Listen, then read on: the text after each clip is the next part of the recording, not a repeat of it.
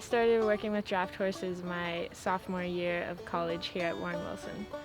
I think my favorite part about working with draft horses is that there's a lot of nonverbal communication that goes on. It's very different from a tractor. There's not a personal aspect there. Like, I can tell when the horses are scared or frustrated or want to be done, and I think that can bring a lot to the work that we're doing. I really enjoy not hearing a diesel tractor when I'm working.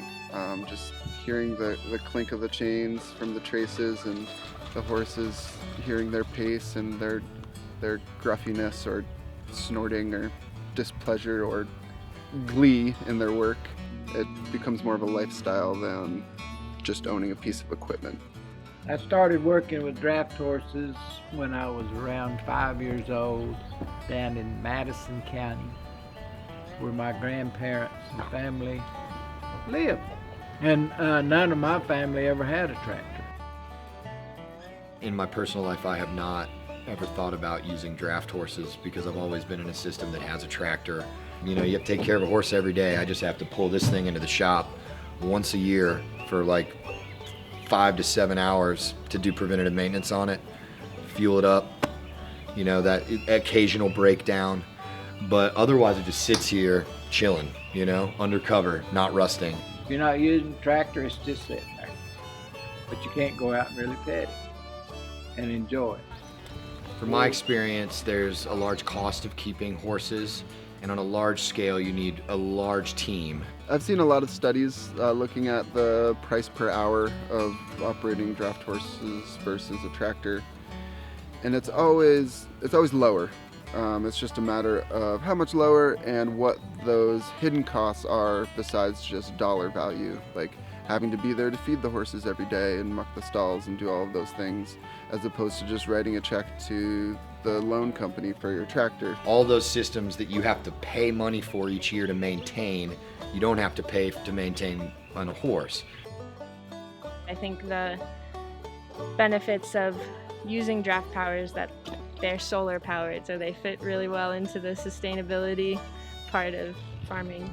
It's a lot kinder on the soil. There's a lot less compaction. You're not spewing diesel fumes into the air.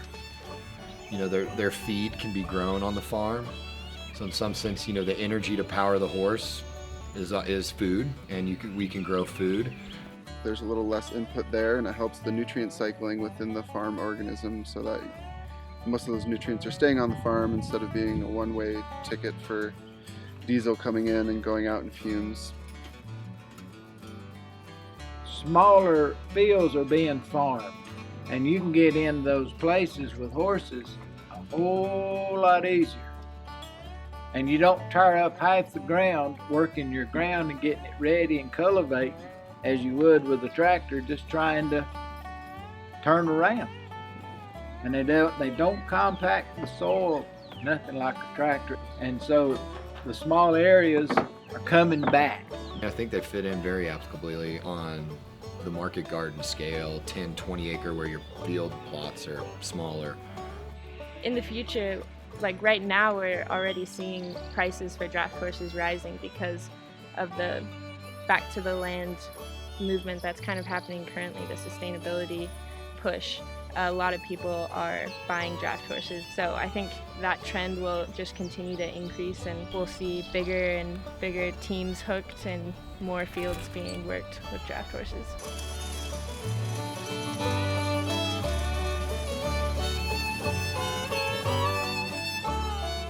When I talk with horse folks, they want to do it, they want to prolong the tradition. There are benefits.